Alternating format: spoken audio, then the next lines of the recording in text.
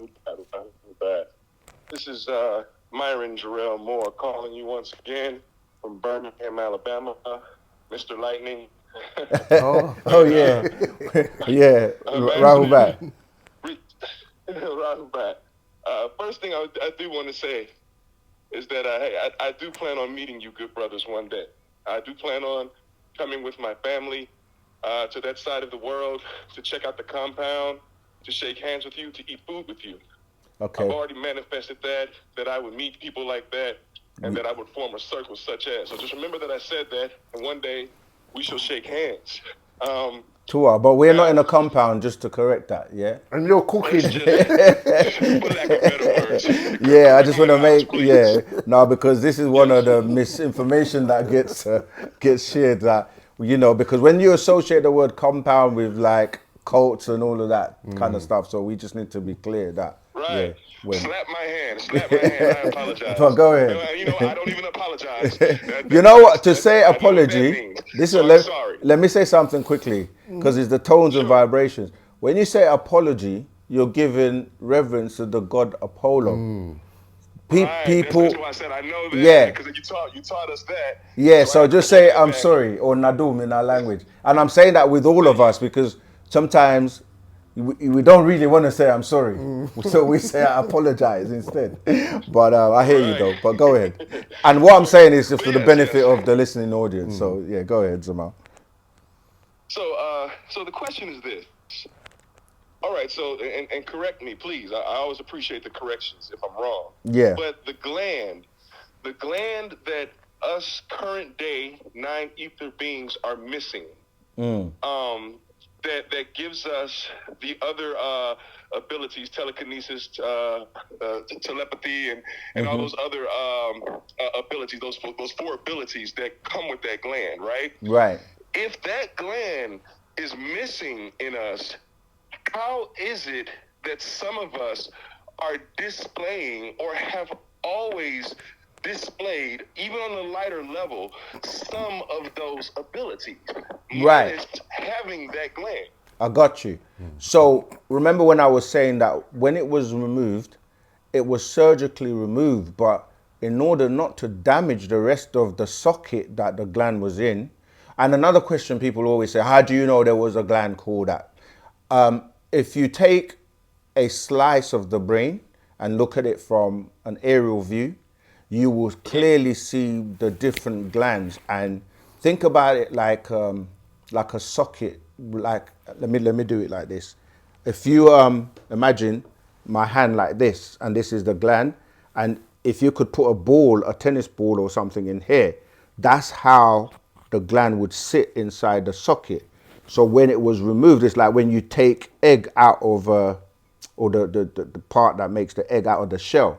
So there were some parts remaining.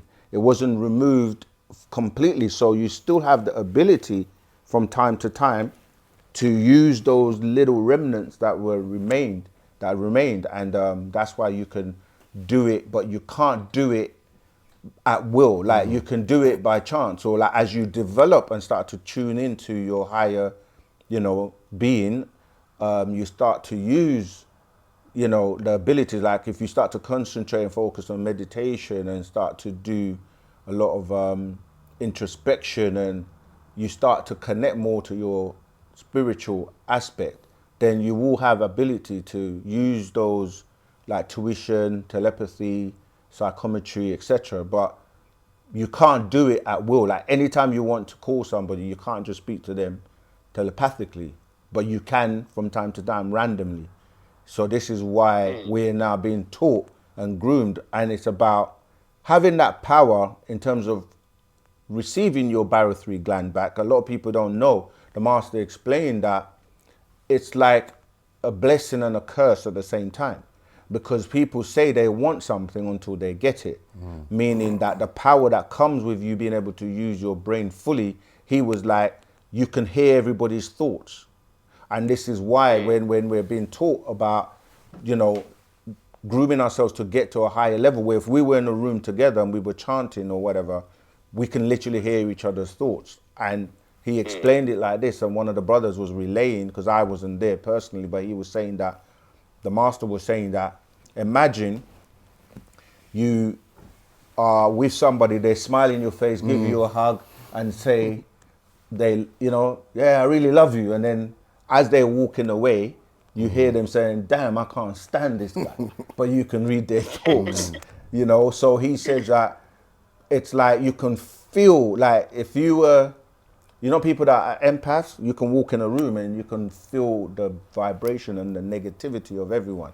So he's saying that sometimes you got to be careful what you wish for because you'll be able to see things, interdimensionally, you can hear things, but you have to learn and be taught how to control these powers. And that's what the fact that we're being taught Wu-Sabat and studying these scrolls is doing, to develop us into a shook, knowing how to really be those types of divine beings where, you're really vibrating on a higher level and you don't get caught up with the lower vibrations and the mundane things that divide people, religions, racism, and, all those types of things, anger, selfishness, etc., etc. But go ahead. So okay, and I'll close with this. So and correct me again because I don't want to make anything up. Okay. But is it a possibility? Because I know anything is possible. That if we get on the right path, we eat the right foods, we live the right way, and basically we walk in the footsteps of a nine-ether being, in which we are, that is bestowed to us. Is there a possibility that such a gland can regrow? It won't be regrown, it will be reinserted, because that's the whole point. You hear in the Bible the quotes where people like, most of the masters will say you can't take pearls and, throw them to swine, or many are called, few are chosen. These are all things to say you have to work at it. It's not a dip you in water religion and now you're born again and you're going to heaven and all your sins are forgiven. It's literally, do you want to work to be able to receive that gland? And the master has his gland, and the way it's going to be reinserted is in the submental region, which is the part under your chin. Sub mean under, like submarine, and that is like, it's going to then connect with your mental or with your brain. So it's called submental because it reacts with the mind. And that's how you're able to get back and tap into, the Akasha records and the what we call the mental reservoir. And then you're literally like a walking, living AI, not the artificial one, but the real one. Yeah, so that reinsertion of the gland in the chin area, will that be a spiritual reinsertion? No, physical. Absolutely physical. He's explained in a recent teaching that, you can be taken to a place in the Antarctica where you have beings, and it's ironically, they're now showing you people that have gone into Antarctica and discovered, many temples and structures that were abandoned and have been left there. But yeah, there are beings that will carry out in the Egg Island. Thank you. That will carry out this operation and reinsert your barythry gland if you're worthy. If you're worthy. But what about the people that's preventing us to even going to places like that? Like, will there be something that occur that gets them out of the way and allow the worthy to get to that destination? Because right now we're preventing ourselves.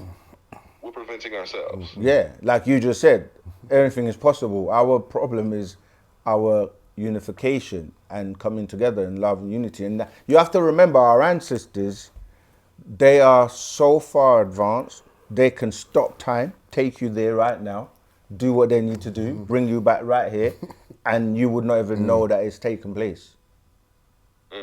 So it's about you being worthy, and they are the ones that know because this is, like I said, it's not like you're being dipped in water and now you're born again. Your energy field, your aura, they read your matrix. Your matrix is recording everything. And this is what we call in the Akasha records, because you're dealing with recordings in what we call vibrations and energy. So Right. Yeah, so they're recorded on these me stones, and this is like a disc. It's light, laser light. Remember, when you look at a disc, the laser reads the information, and now discs don't even exist because it's all in the cloud somewhere, downloads, and so Okay. you are able to. Your eyes are solar panels. They record everything you see, and your hands record everything they touch. This is what we're saying when we're saying psychometry, where you can object read. You know, your mind, it records all your thoughts. So you can't hide from yourself or lie to yourself. And they can read your matrix and pull out any information from you. So you have to be, this Wu-Sabat is real. You have to really put the work in. That's, you know, abstaining from the things we're not supposed to do, the thoughts we're not supposed to have. You know, you can't pretend you love someone. You have to actually love them. You know, so yeah, this is real. Wu-Sabat is that opportunity that you have to get back your powers. And Understood. Thank you so much. absolutely. All right, what do you? You two brothers take care. Have a wonderful day.